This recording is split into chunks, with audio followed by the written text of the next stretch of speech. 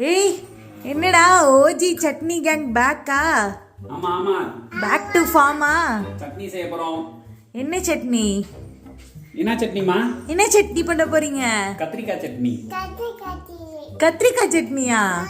செம்ம. சரி சரி பண்ணுங்க. மல்லி, கொரியாண்டர். ஓகே போடுங்க. ஜீரா.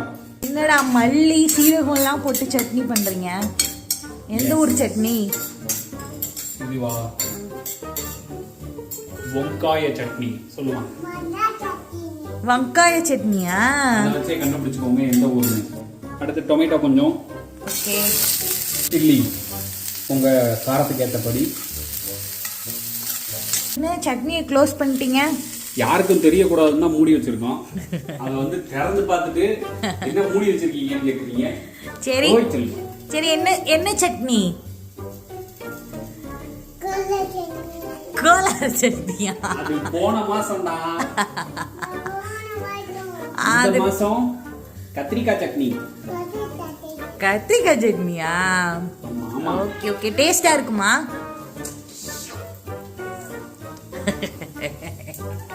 எம்மியா இருக்கும். எம்மியா இருக்குமா? அதோட மேல இருக்கக்கூடிய அந்த ஸ்கின் வந்து அப்படியே சுருங்கி இப்படி நல்லா வரணும். ஓகே, இந்த மாதிரி நல்லா வேக வந்ததுக்கப்புறம் அவ்வளோதான். இதை அப்படியே ஒரு ஜாருக்கு மாற்றணும்.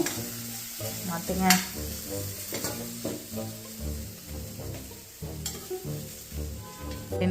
ஹீரோ ஆஃப் தி சட்னியா? ஆமாம், இவர் தான் ஹீரோ.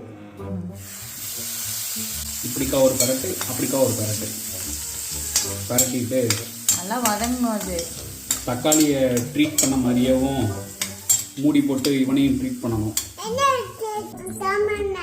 என்னது என்னது கேஷ்வி இது? டேமரினா?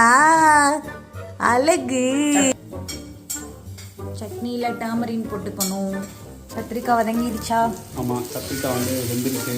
இந்த ஸ்டேஜில் கொத்தமல்லி போட்டு இதே கொஞ்சம் நேரம் அப்படியே வதக்குங்க. அவ்வளோதான், இது வதங்கிடுச்சு. இப்போ நம்ம ஃபஸ்ட்டு மிக்ஸி ஜாரில் போட்டோம்ல, அதை வந்து நல்லா பேஸ்ட்டாக அரைக்க போகிறோம். அடுத்து இதை குறப்பாக அரைக்க போகிறோம். ஓகே. சட்னியை அரைச்சி கொண்டு வந்தாச்சு. கடுகு, சீரகம், பூண்டு, வத்தல், தாளிப்பு ரெடி. ஊற்றிட்டு இறக்குனா மாசான சட்னி ரெடி. ஸ்பைசியா?